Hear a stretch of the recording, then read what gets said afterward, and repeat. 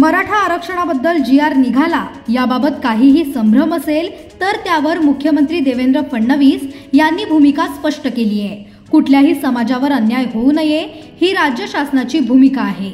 महायुतीमध्ये धुसफूस नाही, समज गैरसमज असतात, पण मुख्यमंत्री देवेंद्र फडणवीस सक्षम आहेत। हा प्रश्न लवकरात लवकर सुटेल असा विश्वास माजी खासदार सुजय विखे पाटील यांनी व्यक्त केला आहे। तर राज्यभर सध्या देवेंद्र फडणवीस यांची देवाभाऊ नावाने बॅनर जाहिरात झळकत आहे। यावरून राष्ट्रवादीचे आमदार रोहित पवार यांनी सडकून टीका केली आहे। याबाबत बोलताना सुजय विखे म्हणाले, आम्ही काय कुठे पळून गेलेलो नाही, तेही जिल्ह्यात आहेत आणि आम्हीही जिल्ह्यातच आहोत। तसेच रोहित पवारांचा जो काही गैरसमज झाला असेल तो दूर करणार असं देखील विखे पाटील यावेळी म्हणाले आहेत। पंतप्रधान नरेंद्र मोदी यांच्या वाढदिवसाच्या निमित्ताने आयोजित करण्यात आलेल्या सेवा पंधरवड्याच्या निमित्ताने आमदार मंगेश चव्हाण यांच्या उपस्थितीत भारतीय जनता पक्षाचे पदाधिकारी आणि जिल्हा प्रशासन यांची बैठक संपन्न झाली।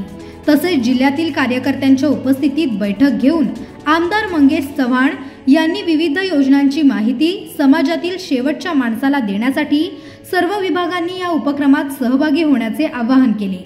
शहरातील बंधन लॉन्स प्रदेश महामंत्री विजय चौधरी, प्रदेश मुख्यालय प्रभारी रवींद्र अनासपुरे, आमदार मोनिका राजळे, उत्तर जिल्हाध्यक्ष नितीन दिनकर, दक्षिण जिल्हाध्यक्ष दिलीप भालसिंग, संयोजक बाबासाहेब सानप तसेच सर्व जिल्हा व शहर पदाधिकारी तसेच जिल्हा मोर्चा अध्यक्ष, आघाडी संयोजक तसेच जिल्हा परिषद व पंचायत समितीचे माजी सदस्य, आजी माजी नगरसेवक, पदाधिकारी मोठ्या संख्येने उपस्थित होते।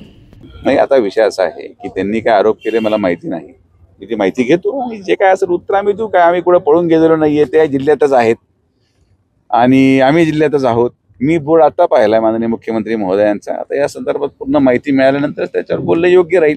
आणि जो काही पवार साहेबांचा गैरसमज झाला असेल आमदार महोदयांचा, तर तो गैरसमज दूर करायला किती वेळ लागणार आहे?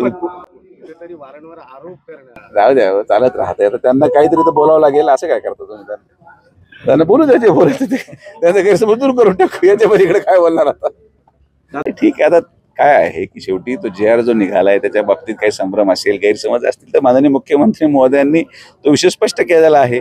आणि जेव्हा एवढे मोठे नेते त्यावर भाष्य करत असतील त्यामुळे माझ्यासारखा छोटा माणूस त्याच्यावर बोलणं हे संयुक्तिक नाही।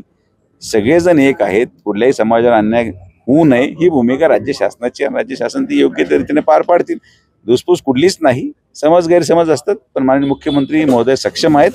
हे सगळा विषय लवकरात लवकर आपल्याला थांबलेला पाहायला मिळेल। एजेंडा काहीच नाही, तुम्हाला दिसेल।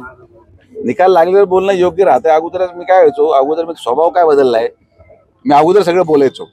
आता निकाल लागल्यानंतर तुम्ही माझी मुलाखत घ्या, तुम्हाला सगळं एकदम योग्य ठिकाणी योग्य माणूस योग्य खुर्चीवर सापडेल, एवढंच माझं म्हणणं आहे। थँक्यू।